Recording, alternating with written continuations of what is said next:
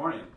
We're looking at the 13th chapter of Mark, first through, well, pretty much all the way to 31. And you could actually finish the whole chapter, but you're probably going to want to talk about this for a couple of weeks. This is one of those great conversations about the end of the world kind of stuff, the apocalypse. So if you haven't read it, take a moment, stop, read it, and come back. Who doesn't like talking about the end of the world? Because, you know, they've been talking about it since like forever ago, and there's all these wonderful prophecies and predictions and pretty much everything else thrown in there that's just sort of fun to talk about. The bad guys get it in the end, the good guys all, woo, we win, and, you know, and our God reigns. And so there you are. That's pretty much what this is all about. And you know, we could just stop the video right now and you can have conversations just over any various point.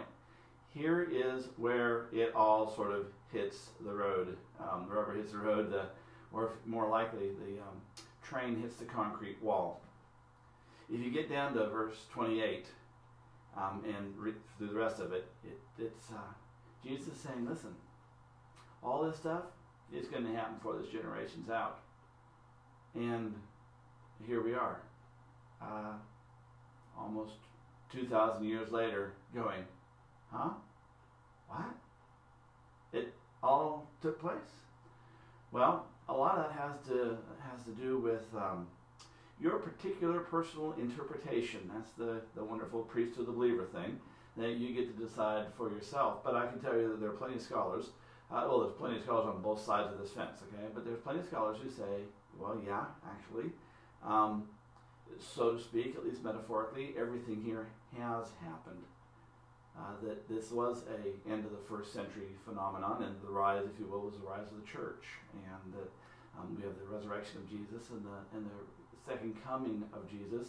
There are those who say, well, that was when the Holy Spirit came down, and Jesus himself once calls it, my Spirit will come to you. And so, you know, you get to wrestle with this. And I'd love to tell you there's a definitive answer, but that's what the fun of all this apocalyptic conversation is. It's conversation, and nobody knows. In fact, not in this passage, but in other passage, Jesus says, hey, listen, it's going to come like a thief in the night, and I don't even know when the time's coming. You know, it's going to come when it comes, when the Father says, and that's how it is. So, you know, have fun speculating. There's lots there. The whole rumors of wars and all these signs that are, you know, coming.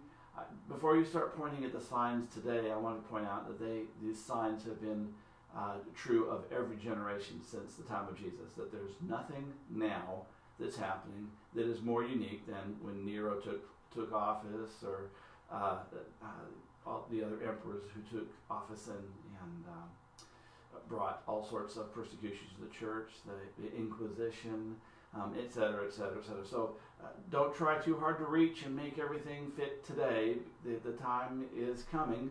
At least that's the general gist or understanding of the church, the New Testament church, is that Jesus is still coming back in a different form than as the Holy Spirit, and that it could come at any time. And, you know, better to go ahead and prepare that it could come at any time. And there's lots of parables he talked about being ready at the time. So there you are. Wasn't a lot of help, I know, but there's not a lot of help to give you this passage because there's just lots of speculation. Hope you have a great one.